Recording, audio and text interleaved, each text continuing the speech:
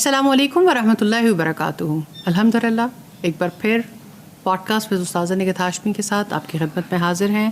الحمدللہ جیسا کہ آپ جانتے ہیں کہ اس نشستوں میں ہم بہت ساری اہم چیزیں جو ہماری زندگی کے لیے بہت ضروری ہیں انہیں سیکھنے کی کوشش کرتے ہیں. یہ ہماری سعادت ہے، یہ ہماری خوش نصیبی ہے کہ الحمدللہ استاذہ کا ایک کثیر وقت ہمیں میسر ہو جاتا ہے اور ہم بہت سارے اہم موضوعات پر بات کر رہے ہوتے ہیں. استاذہ آپ کا بہت شکریہ، جزاک اللہ خیر. ایک بار پھر استاذہ کیونکہ ہم حج سیریز پہ بات کر رہے ہیں اور مسلسل ہم حج کے اسباق اور حج سے کیا مطلوب ہے اور حج ہماری پرسنالٹی میں کیا چینج لے کے آتا ہے اس کے اوپر بات چیت کر رہے ہیں، تو ایک زندگی کا بہت اہم اینگل کہ انسان کو یہ سمجھ آ جائے کہ کہاں پر اس نے چلنا ہے، کہاں اس نے رکنا ہے، کہاں اس نے تھمنا ہے. یہ والی بات زندگی میں نہیں آ پاتی ہے. یعنی ٹریفک سگنلز جن علاقوں میں جو ڈیولپڈ کنٹریز ہوتے ہیں جہاں پہ ہم نے دیکھا کہ لوگ بہت زیادہ کانشیسلی فالو کرتے ہیں، ٹریفک رولز کو کانشیسلی فالو کرتے ہیں، سگنلز کو بڑا کانشیسلی فالو کرتے ہیں. جو سوسائٹی میں ان کی بیٹرمنٹ کے لیے رولز اینڈ ریگولیشن بنائے جاتے ہیں ان سب اصولوں کو وہ فالو کرتے ہیں. انڈر ڈیولپ کنٹریز میں یہ بہت بڑا چیلنج ہوتا ہے کہ وہاں پر، اور خصوصی طور پہ میں دیکھتی ہوں کہ میٹروپولیٹن سٹیز میں لوگوں کا رویہ فرق ہوتا ہے اصولوں کو لے کر.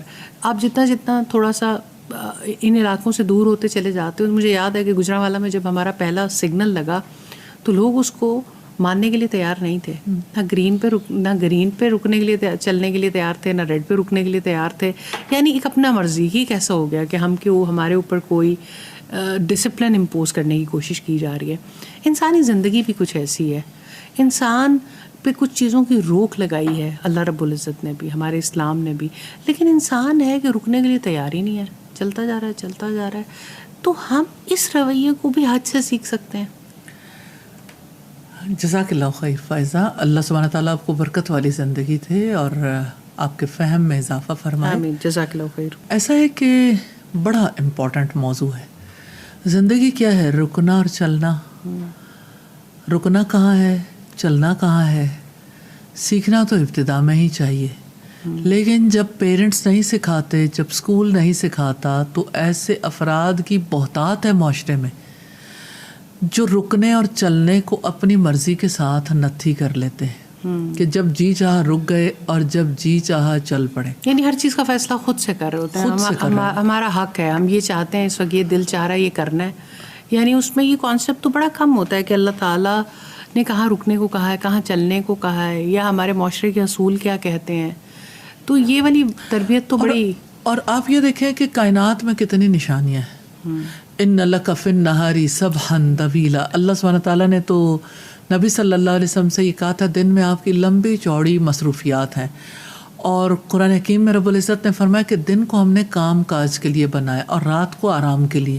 اس کا مطلب ہے رات کو رک جانا ہے اور دن میں چل پڑنا ہے.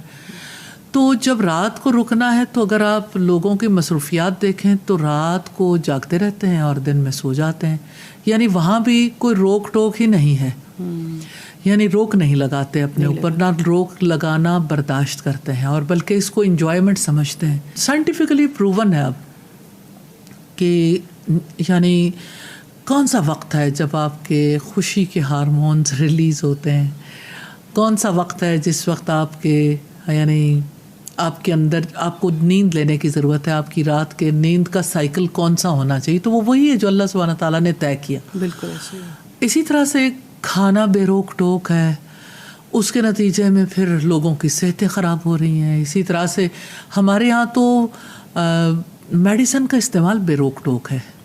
اس کے اوپر حکومتی پابندیاں نہ ہونے کی وجہ سے اس طرح بے دریغ طریقے سے دوائیاں استعمال ہوتی ہیں، اور ایون یعنی ڈاکٹرز کا دوائیاں لکھنا بھی بے روک ٹوک ہے. ایسے ہی. اور اگر آپ زندگی کے مختلف فیلڈز میں دیکھیں، ممکن ہے سب لوگ اس بات کو محسوس بھی کریں، لیکن ایک لمحے کے لیے رک کے اپنے اندر جھانک کے ضرور دیکھ لینا چاہیے کہ بے روک ٹوک کام کہاں کہاں ہوتے ہیں.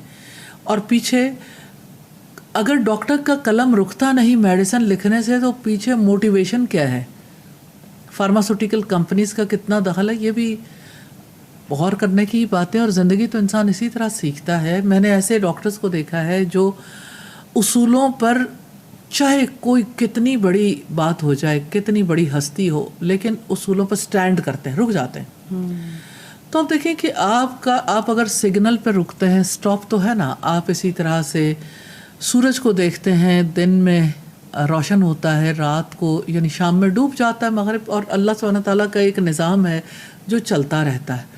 موسم آتے جاتے رہتے ہیں، سدا سردیاں نہیں رہتی، سدا گرمیاں نہیں رہتی، کبھی کے دن لمبے کبھی کی راتیں. تو اس کا مطلب یہ ہے کہ یہ اللہ سبحانہ تعالیٰ کا طریقہ کار ہے جو اللہ تعالیٰ دکھاتے ہیں، اور اسی میں حکمت ہے. جب آپ دیکھتے ہو کہ کسی چیز کو روک لگا دی جائے تو اس میں اس کی حکمت کو ضرور تلاش کرنا چاہیے. آپ جب بچہ بیمار ہو تو اس پر روک نہیں لگاتے، ڈاکٹرز روک نہیں لگاتے کہ یہ فلاں چیز اب استعمال نہیں کرنی، اس دوران یہ اور یہ احتیاطیں ہیں. تو احتیاط کیا ہے؟ روک ہے. اللہ سبحانہ تعالیٰ نے جو لائف سٹائل دیا ہے نا، دین دیا ہے، اس میں ہمیں بتایا ہے کون سی چیز آپ کے کھانے کے لیے روک دی گئی ہے، کون سی چیز آپ کے پینے کے لیے روک دی گئی، کون سی چیز آپ کے دیکھنے کے لیے روک دی گئی، کن چیزوں سے سننے سے روک دیا گیا، کن چیزوں کو برتنے سے روک دیا گیا. تو آپ دیکھیں کہ حلال و حرام کیا ہے. حلال و حرام بھی بنیادی طور پر یہی ہے، یہ اللہ سبحانہ تعالیٰ کی طرف سے روکی ہوئی چیزیں حرام، اور یہ اللہ سبحانہ تعالیٰ کی طرف سے روک ہٹا دینے والی چیزیں کہ یہاں یہ استعمال کر سکتے ہو. تو انسانی رشتوں میں حلال حرام ہے، کھانے پینے میں حلال حرام ہے، کمانے خرچ کرنے میں حلال حرام ہے. اسی طرح سے روک لگانے کا جہاں تک تعلق ہے تو یعنی بنیادی طور پر جذبات کے لیے بھی تو روک لگتی ہے کہ آپ جو کچھ اظہار کرتے ہو زبان کو روک لگاؤ گے، آپ جس طرح سے جیسچرز دیتے ہو آپ ان پر روک لگاؤ گے. آپ کے ایموشنز ہیں، آپ کا غم، اس موقع پر کسی کی ڈیتھ ہو گئی، عزیز ہے، رشتہ دار ہے، لیکن روک ہے 3 days، not more than 3 days.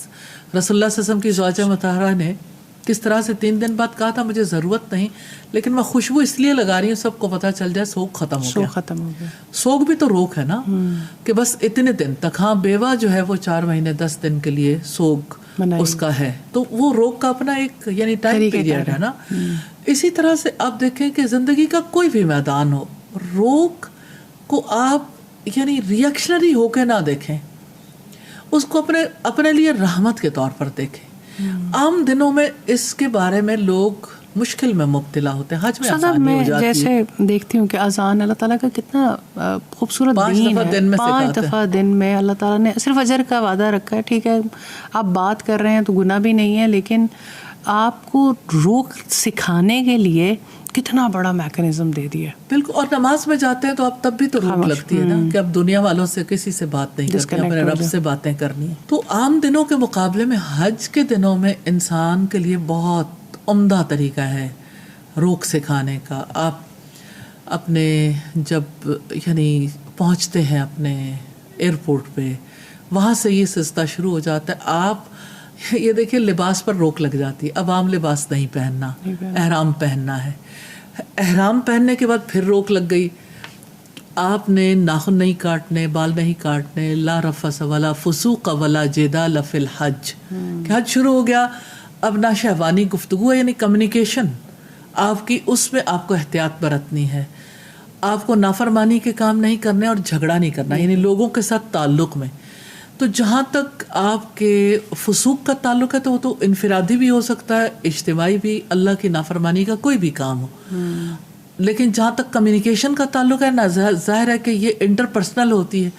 اور جہاں تک جدال کا تعلق ہے وہ بھی انٹر پرسنل ہوتا ہے. انسان ایک کے ساتھ جھگڑا کرے یا ایک کے ساتھ جھگڑا کرے.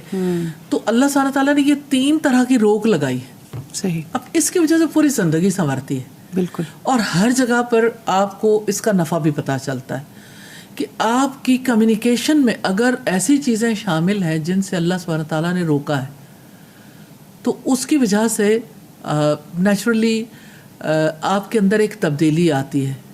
آپ کے جھوٹ پر روک ہے، آپ کی بدگوئی پر روک ہے، کیونکہ اللہ بدگوئی پر بات کرنا پسند نہیں کرتا سوائے اس شخص کے جس پر ظلم کیا گیا ہو. اللہ. اور اللہ تعالیٰ جو ہے وہ اسی طرح سے یعنی انسان جب زبان سے کسی کو طعنہ دیتا ہے، لعنت کرتا ہے، تو اللہ تعالیٰ اسے پسند نہیں کرتا. تو اللہ تعالیٰ نے روک لگا دی نا. اسی طرح سے غیبت کرنے کو اللہ تعالیٰ نے پسند نہیں کیا، روک لگا دی، بہتان لگانے سے روک دیا. اسی طرح سے اگر آپ روک کی بات دیکھیں تو آپ کے دل کے کتنے اعمال ہیں کہ آپ بدگمان نہیں ہو سکتے، کیونکہ بعض گمان گناہ ہوتے ہیں. اللہ سبحانہ تعالیٰ نے تجسس سے روک دیا، اللہ سبحانہ تعالیٰ نے اسی طرح سے کسی کی ٹو لگانے سے روکا، تو کسی کا مذاق اڑانے سے روکا. تو ان سب پہ ہمارے لیے خیر ہے، کیونکہ اس کی وجہ سے کہیں تو انفرادی طور پر انسان خود خراب ہو رہا ہوتا ہے، کہیں اپنے معاشرے کے اندر خرابی پھیلا رہا ہوتا ہے. تو روک بہت بڑی نعمت ہے. اگر آپ اس کو سگنل کی وجہ سے فیل کر سکتے ہیں کہ ٹریفک ریگولیٹ ہوتی ہے، تو آپ زندگی کے لیے بھی دیکھیں، ریڈ گرین یلو یہ لائف میں بھی ہیں. تو یہ حج کے دنوں میں انسان سیکھتا ہے لباس پر روک لگنے سے، پھر اسی طرح سے جیسے گفتگو پر روک لگنے سے، اسی طرح سے انٹرپرسنل ریلیشن شپ میں آپ کو اکٹھے رہنا ہے تو آپ کو کچھ احتیاطوں کو پیش نظر رکھ کے ایک دوسرے سے معاملہ کرنا. اور پھر روک اس اعتبار سے بھی لگتی ہے کہ اگر حج تمتع کرنا ہے تو آپ کو روک جو ہے نا آپ کی چھوٹی تھی، کہ آپ کا وہ ٹائم پیریڈ جو تھا وہ صرف عمرے کا تھا. اب احرام اتر گیا، پابندی ختم، روک ختم ہو گئی. لیکن جس نے حج قران کا ارادہ کیا وہ تو جب تک حج ختم نہیں ہوتا اس کے لیے روک ذرا لمبی ہو گئی. اسی طرح سے آپ دیکھیں کہ جب احرام کی پابندیاں ختم ہو گئی تو کوئی ایسی بات نہیں ہے. جیسے رمضان میں ہم روزہ رکھتے ہیں تو روک لگ گئی نا، جس وقت سحری کا ٹائم ختم ہو گیا اور مغرب تک یہ روک لگی رہی، پھر مغرب کے بعد جیسے بھی کھانا چاہیں. تو اس روک کا نفع ہم انجوائے کرتے ہیں نا، اس کو دیکھتے ہیں کہ انسان کیسے یعنی گاڈ کانشیسنس آتی ہے اس کے اندر، گاڈ فیئرنگ ہو جاتا ہے انسان جس وقت روزہ رکھتا ہے، اللہ سبحانہ تعالیٰ کا خوف اور تقوی دل کے اندر آتا ہے. اسی طرح سے جیسے یعنی انسان نماز کی حالت میں ہوتا ہے تو اللہ سبحانہ تعالیٰ سے جو کلام ہوتا ہے، مناجات ہوتی ہیں، اس کی بڑائی کا سلسلہ ہوتا ہے، سلام تک یہ روک جاری رہتی، سلام کے بعد اوپن ہو جاتا ہے. تو حج کے دنوں میں اس روک کی وجہ سے انسان یعنی اپنی زبان پر قابو پانا سیکھتا ہے، اپنی نظروں کو بچا کے رکھتا ہے، اپنے کانوں کو بچا کے رکھتا ہے، اپنے اعضاء کے حوالے سے کانشیس ہو جاتا ہے، اپنے ارد گرد والوں سے تعلقات کے حوالے سے کانشیس ہوتا ہے. اور سب سے پہلی چیز تو یہ ہے کہ انسان اگر اس بات کا ارادہ کر لے تو یہ کتنی بڑی بات ہے.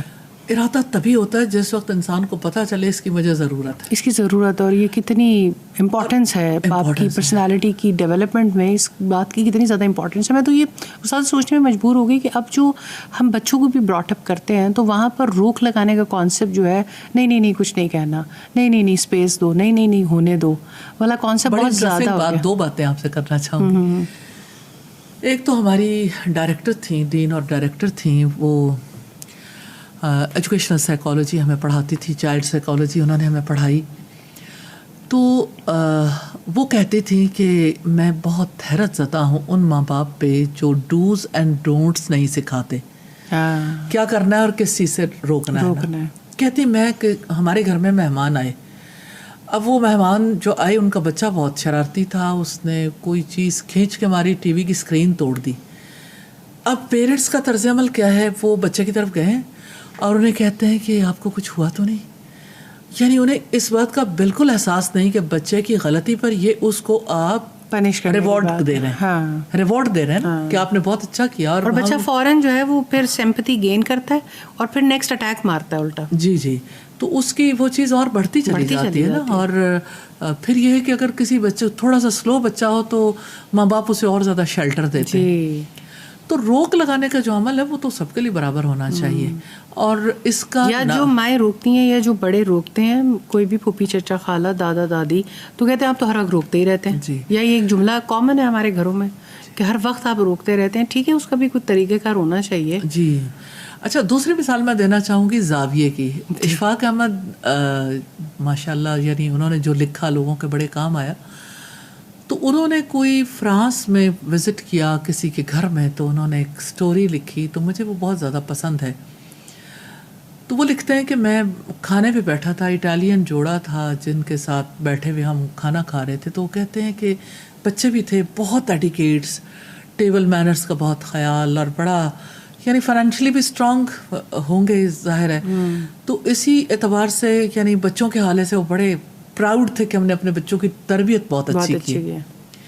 کہتے ہوا یہ کہ بچے نے جو ہے وہ کوئی چیز کھائی تو اس کو جو ہے وہ اتنی زور سے کوئی چیز ماری چھری کانٹے کے ساتھ کہ وہ اچھل کے جو ہڈی وہ اشفاق احمد کے چہرے سے ہوتی ہوئی کپڑوں پہ گر گئی. ظاہر کپڑے بھی خراب ہیں اور چہرے پہ بھی لگی ہے اور چوٹ بھی لگتی ہے. تو ماں باپ جو ہیں انہیں اس بات کا نہیں تھا کہ مہمان کے ساتھ کیا ہوا, انہیں یہ تھا کہ بچہ اس بارے میں اس کو وہ ہرٹ نہ ہو جائے, پریشان نہ ہو جائے.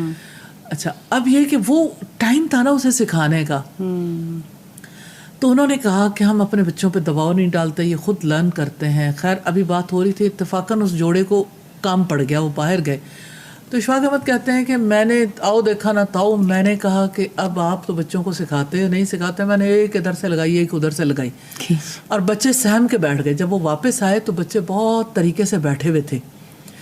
تو کہنے لگے دیکھیں جو ہم بچوں کے بارے میں سوچتے ہیں کہ بچوں کو کہنا نہیں چاہیے کچھ, تو یہ دیکھیں کہ ہماری تربیت کا کیا نتیجہ. تو وہ کہنے لگے کہ میں نے یہ سوچا یہ تو آپ کو بعد میں پتہ چلے گا جب میں یہاں سے چلا جاؤں گا کہ کس چیز کا اثر ہوا. میں یہ تو نہیں کہتی کہ بچے کے چہرے پہ تھپڑ لگائیں کیونکہ رسول اللہ صلی اللہ علیہ وسلم نے روکا, لیکن روک لگانا اور غلطی کا احساس دلانا اور اس غلطی پر ایکسکیوز کرنا سکھانا. آج کے بچے کو دیکھیں, بڑے کو دیکھیں, ایکسکیوز نہیں کرتے لوگ, نہیں کرنا چاہیے, معافی نہیں مانگنا چاہتے, اپنی غلطی تسلیم اس لیے نہیں کرتے معافی مانگنی پڑے گی, معافی نہیں مانگنا چاہتے. تو یہ زندگی کی کتنی بڑی ضرورت ہے. کہیں تو رکیں, کہیں تو کسی دائرے کسی ضابطے کے اندر لے کے آئیں. باؤنڈریز کیوں بنائی جاتی ہیں؟ باؤنڈریز سیٹ کرنی چاہیے, ریلیشن شپ میں, گفتگو میں, معاملات میں, دیکھنے میں بھی. اللہ سبحانہ تعالیٰ نے یہی باؤنڈریز تو طے کی ہیں کہ آپ کی باؤنڈری کیا ہے, حدود اللہ کیا ہیں. یہی ہے نا کہ یہ اللہ کی حدیں, یہاں اللہ سبحانہ تعالیٰ نے یہاں تک روک دیا, تو اس سے آگے نہیں جانا. تو حج میں چونکہ دنوں کی بھی روک ہے, وقت کی روک ہے, آپ کو جب عرفات میں رہنا کس وقت تک رہ سکتے ہیں. آپ مغرب اور عشاء کی نماز اور عرفات میں ادا نہیں کر سکتے, بھلے سے آپ کو آدھی رات ہو جائے عرفات میں, اول تو رہنا ہی نہیں, لیکن خدا نہ خواستہ کسی کے ساتھ ایشو ہو سکتا ہے. آپ نے واپس مزدلفہ پہنچنا, مزدلفہ میں ہی آپ نے نمازیں ادا کرنی ہیں مغرب اور عشاء کی. اور اسی طرح سے اگر آپ دیکھیں تو فجر کی نماز آپ مزدلفہ میں ادا کریں گے, اور خواتین بچے پہلے بھی جا سکتے ہیں, پہلے بھی ادا کر سکتے ہیں. تو آپ یہ دیکھیے کہ حج کے دن کے جو اعمال ہیں صرف ان پر اللہ سبحانہ تعالیٰ کی طرف سے وہ روک نہیں ہے کون سا عمل پہلے ہو جائے کون سا بعد میں. 4 اعمال یوم النحر کو پہلے بھی ہو جائے بعد میں ہو جائے کوئی حرج نہیں, کیونکہ رسول اللہ کی سنت سے ہمیں پتہ چلتا ہے. اور اتنی جب بھیڑ ہو تو نیچرلی ہر ایک کا ایک وقت میں کام کرنا پاسبل بھی نہیں ہوتا, تو اس میں بڑی حکمت ہے. تو اس میں اگر آپ دیکھیں کہ مینا میں بھی روک لگائی نا کہ 2 یا 3 راتیں مینا میں گزارنی ہے یا کچھ وقت گزارنا ہے, تو بندے کو پتہ چلتا ہے کہ اچھا رہنا تو آسان ہے ہوٹل میں, لیکن رہنا مینا میں ہے, رہنا مینا میں. تو اس طرح سے وہ اپنی مرضی چھوڑ کے رکنا سیکھتا ہے. تو یہ جو امر بالمعروف ہے اور نہی عن المنکر ہے, یہ بات جو ہے وہ وہاں جا کے سمجھ آتی ہے کہ جس کا حکم دیا وہ کرنا ہے, جس سے روکا اس سے رکنا ہے. اور یہی زندگی ہے, زندگی میں بھی کچھ کاموں سے رکنا ہے اور کچھ کام کرنے.